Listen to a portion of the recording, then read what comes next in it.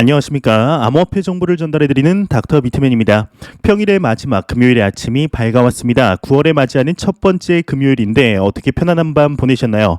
내일이면 즐거운 주말이 찾아오게 됩니다. 개인적으로 금요일이면 항상 이제 신나는 것 같은데 오늘 하루도 행복한 하루 되시길 바라면서 금요일의 아침은 과연 어떠한 소식들이 반겨주게 될지 한번 보도록 하겠습니다. 현재 계속해서 회복하는 시장의 모습에 따라서 현물 시장이 활발하게 움직이면 선물 시장 또한 가만히 있을 수 없을 텐데 최근 시가총액 2위의 부대장 코인이죠. 이더리움의 상승세가 심상치 않았던 것이 사실이었습니다.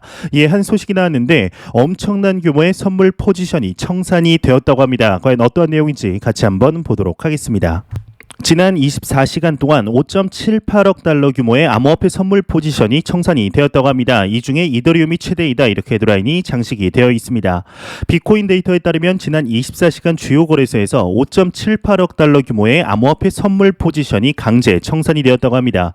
OKEX에서 2.24억 달러 규모의 청산이 이루어져 있으며 후오비에서 이제 4,799만 달러, 비트맥스의 경우는 1,980만 달러 규모의 포지션이 청산이 되었다고 하는데 이제 코인별로 보자면은 이더리움이 3.53억 달러, 비트코인이 1.5억 달러, XRP의 포지션이 929만 달러 규모로 청산이 되었다고 하네요. 현재 포지션이 나오진 않았지만 최근 상황들을 볼 때 이제 오를 만큼 올랐으니까 하락할 때가 되지 않았을까 하는 이제 숏 포지션의 청산이 대부분이지 않을까 싶은데요. 지금의 상승의 분위기가 쉽사리 끝나지는 않을 것으로 보입니다. 이러한 상황 속에 글로벌 1위의 비트코인 펀드를 운영하는 기업이죠. 그레이스케일에서 새로운 소식이 나왔습니다. 그레이스케일의 경우는 지난 8월 초 하나의 소식이 나오게 되는데 바로 20년 경력의 ETF 전문가를 영입했다는 소식이 나오게 되죠. 현재 그레이스케일의 경우는 주요 상품인 비트코인 투자 신탁을 비트코인 ETF로 바꾸려는 노력에 100% 집중하겠다 밝힌 바 있었는데요. 이에 오늘 추가적인 소식이 나왔습니다. 추후에 암호화폐 외에도 다양한 금융 상품을 취급할 가능성에 대해서 시사를 했다고 하는데 과연 이게 어떠한 내용인지 같이 한번 보도록 하겠습니다. 그레이스케일에서 소식이 나왔습니다. 디지털 자산 이외의 금융 상품에 대해서 언급을 했다 이렇게 헤드라인이 장식이 되어 있습니다. 미국의 암호화폐 운용 대기업이죠. 그레이스케일의 경우는 향후 상품 전개 등에 대한 방침을 밝혔다고 하는데 앞서 말씀드린 대로 데이비드 라발르라는 ETF 전문가를 영입하면서 전환에 집중하고 있는 상황 속 새로운 상품임을 느끼게 하는 주식 베이스의 다른 상품을 또 검토하고 있다고 하네요. 현재 그레이스케일의 경우는 미국에서 가장 오래된 은행이죠. 뉴욕 멜론 은행과의 제휴를 통해 활발한 활동을 하고 있는 것으로 알려져 있습니다. 이게 상당한 흥미로운 소식이지 않을까 싶은데요. 암호화폐를 취급하는 기업에서 주식을 베이스로 한 다른 금융 상품을 내놓는다는 것이 이제 개인적으로 생각해보지 못했던 소식인데 이를 실현시키기 위해서는 또 다른 규제가 필요하지 않을까 생각이 들지만 이는 비트코인 ETF가 미국에서 정식으로 승인이 나게 되면 자연스럽게 승인이 나지 않을까 싶습니다. 비트코인 ETF의 경우는 2018년부터 암호화폐 투자자들에게 상당한 이제 많은 기대감을 모으고 있는 소식이죠. 시간의 문제이지 결국에는 승인이 날 것으로 생각하고 있지만 그래도 이번 연도 안에는 미 SEC로부터 비트코인 ETF 승인이 나길 진심으로 바라해 보겠습니다. 이러한 상황 속에 지난 2020년 3월 코로나 바이러스의 발병으로 인해 비대면 사회가 앞당겨짐에 따라 금융의 베이스라고 불리우는 화폐 또한 디지털로 옮겨가고 있는 것이 사실입니다.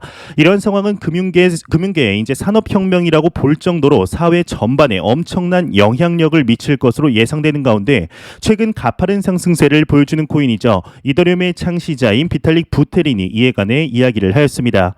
그 어떠한 정부도 디지털 결제를 막지는 못할 것이라 언급을 했다고 하는데 어떤 내용인지 같이 보도록 하겠습니다.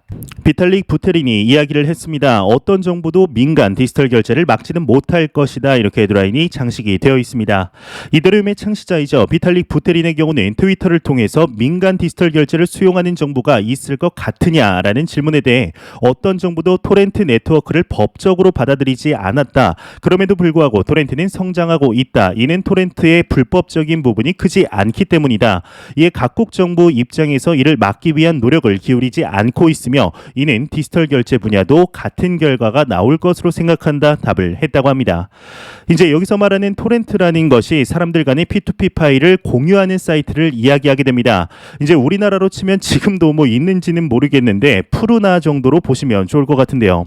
이와 같이 디지털 결제 분야는 현재 급속도로 퍼지고 있으며 이에 따라 비트코인을 포함한 암호화폐와 같은 디지털 자산 분야 또한 급성장을 하고 있죠. 거죠. 현재 글로벌적으로 발전하고 있는 속도를 보았을 때 정말 머지않은 시간 안에 디지털 자산 그리고 디지털 결제 분야라는 것이 우리의 삶 속에 이제 스며들 것으로 보이고 있습니다. 이러한 변화는 혁신으로 보고 있으며 이러한 디지털 혁신은 일개 국가들이 나서서 막을 수가 없는 것이죠. 과연 이 시장이 앞으로 얼마나 성장하게 될지 충분히 기대해도 되지 않을까 하는 생각이 드네요. 이러한 소식과 더불어서 현재 글로벌 기관 투자자들의 자금이 암호화폐 시장으로 몰려오는 것을 볼 수가 있습니다. 이제 지난 7월 말 독일에서 하나의 소식이 나오게 됩니다. 바로 독일의 기관 펀드의 경우는 최대 본인들이 운용하는 자산 20%를 암호화폐에 투자할 수 있게 된 것인데, 이는 독일의 중앙정부에서 암호화폐 시장에 대하여 정식적으로 인정했다는 것을 의미하게 됩니다. 이 소식이 나온 뒤 아직 시행이 되지는 이제 얼마 안 되었기 때문에 대부분의 펀드의 암호화폐 비율이 20%에는 훨씬 못 미칠 것으로 추정을 하고 있습니다만, 암호화폐 시장 입장에서 상당히 긍정적인 소식임에는 부정할 수 없던 소식이었습니다.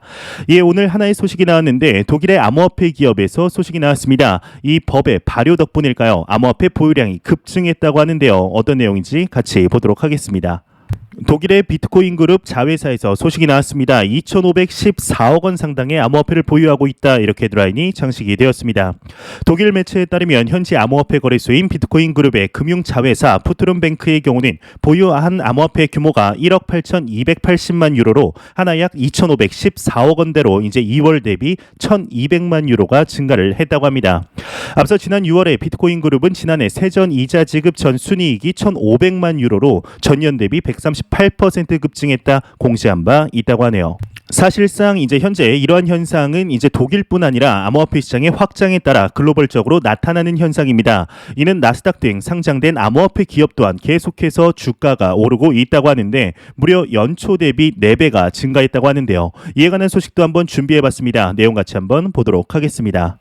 암호화폐 관련 상장 기업의 시가총액이 연초 대비 4배가 증가했다, 이렇게 헤드라인이 장식이 되어 있습니다. 코인텔레그래프가 코인시어스 데이터를 인용하면서 암호화폐 관련 상장 기업의 시가총액이 연초 250억 달러에서 최근 1,000억 달러로 무려 4배가량이 증가했다고 합니다. 같은 기간 상장 기업 수 또한 41개에서 57개로 무려 28%가 늘었다고 하는데, 분야별로 보자면 암호화폐 거래소의 시가총액이 전체 암호화폐 관련 기업 시가총액의 62%를 차지하고 있다고 합니다. 그 외에 이제 채굴 기업과 금융 서비스 기업 또한 적잖은 비중을 차지하고 있다고 하는데, 가장 대표적인 기업은 글로벌 2위의 암호화폐 거래소이죠. 코인베이스가 있다 이야기를 하고 있습니다. 현재 이처럼 확장해가는 시장의 모습들을 보면 2년 전의 모습과는 확연하게 비교가 되는 것이 사실입니다. 현재 암호화폐 시장에는 상당히 많은 산업군에서 투자를 하고 있는 것을 확인할 수가 있죠. 특히 자본주의의 끝판왕이라고 이제 불리우는 전통금융계의 강자인 은행권들의 시장 진입이 눈에 띄게 보이고 있습니다. 사실상 최근의 모습들을 볼 때 글로벌적인 은행들의 이제 암호화폐 시장 진입은 이제는 더 이상 낯선 모습이 아니게 된 것이 사실입니다. 이미 전 세계 상위 100대 은행 중에 무려 55%의 은행들이 암호화폐 시장의 투자 및 직접적인 사업 확장 소식들이 나오고 있는 상황 속 오늘도 추가적인 소식이 나왔습니다.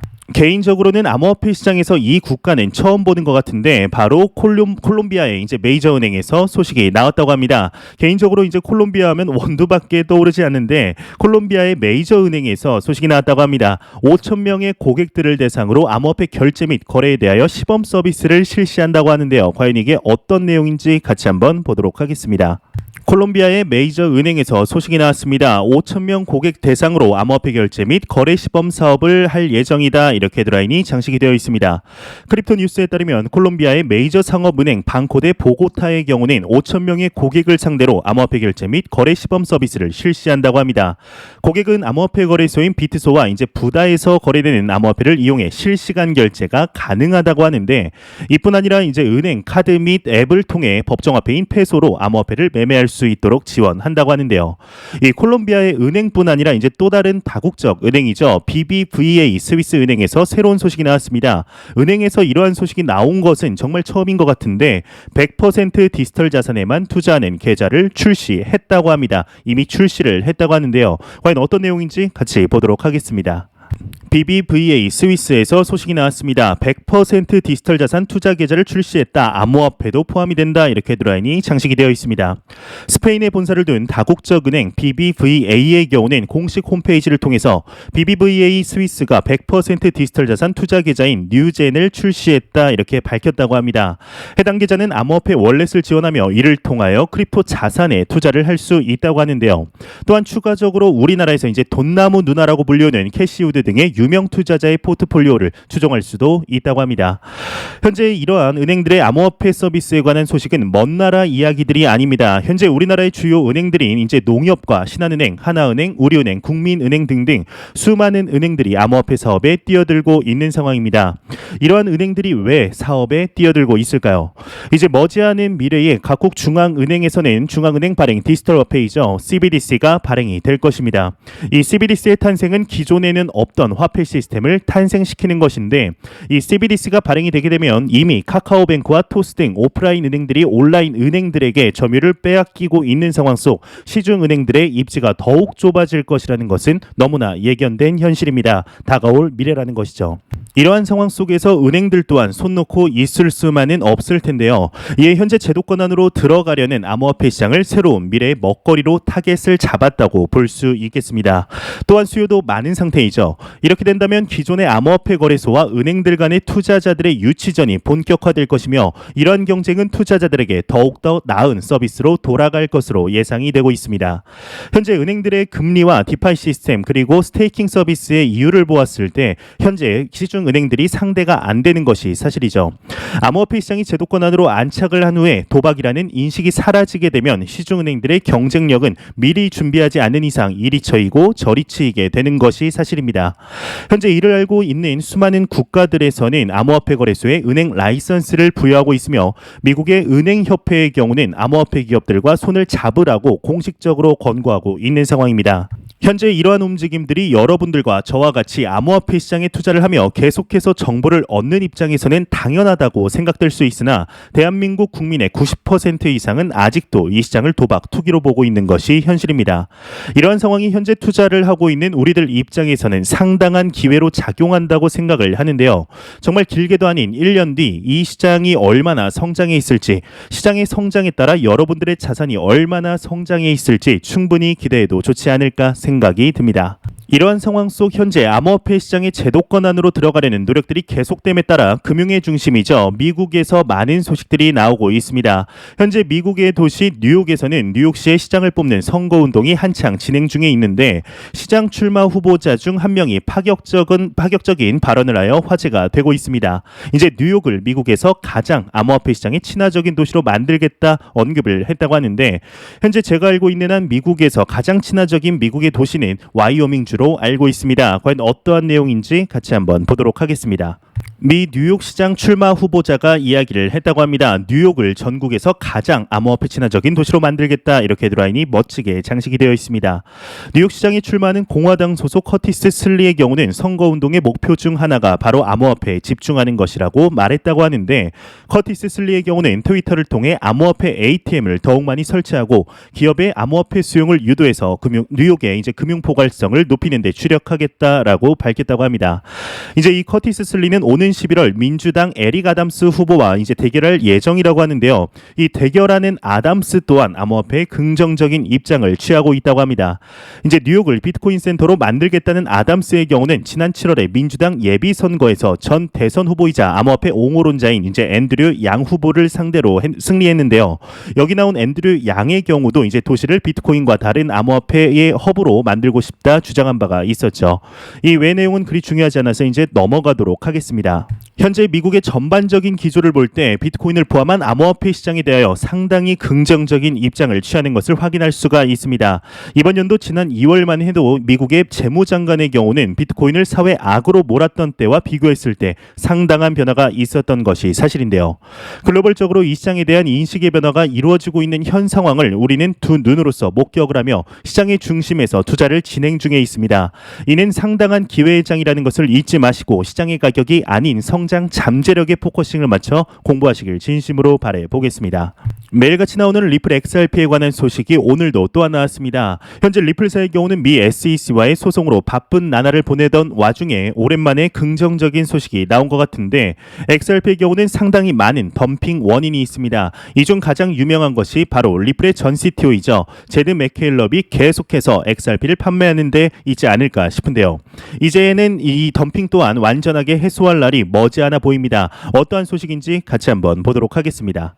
리플의 전 CTO XRP 분배가 끝났다. 현금화 완료는 아직이다. 이렇게 헤드라인이 장식이 되어 있습니다. 유투데이가 한 애널리스트의 분석을 인용했다고 하는데 전 리플 CTO인 제드 맥켈럽에게서 이제 XRP를 배분해온 리플 월렛에 더 이상 잔액이 없다고 합니다.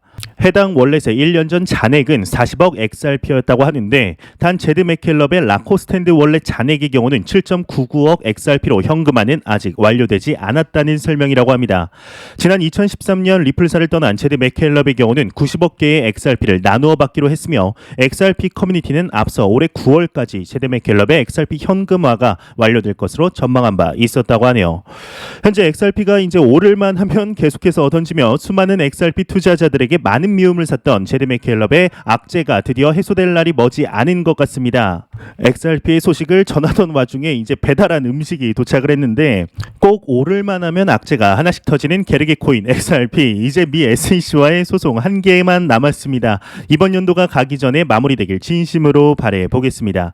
현재 비트코인을 포함한 암호화폐 시장이 계속해서 긍정적인 모습을 보이며 투자자분들의 투자 심리가 많이 회복이 된 것이 사실입니다. 하지만 개인적으로 이제 중단기적으로 보았을 때도 상승 여력이 많이 남았다고 생각이 드는데요.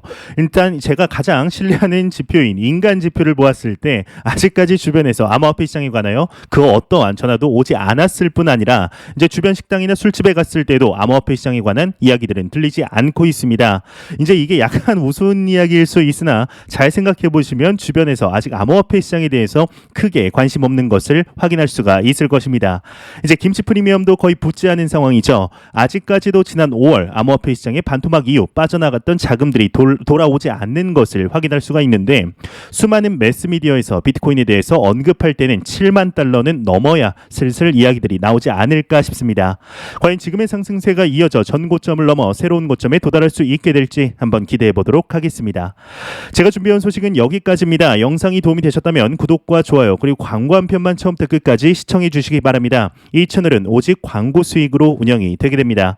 항상 영상 시청해 주시는 구독자분들, 시청자분들 너무나 감사드립니다. 오늘 하루도 행복한 하루 되시길 바라면서 저는 더욱 도움이 되는 영상으로 저녁에 찾아뵙도록 하겠습니다. 지금까지 닥터 비트맨이었습니다. 감사합니다.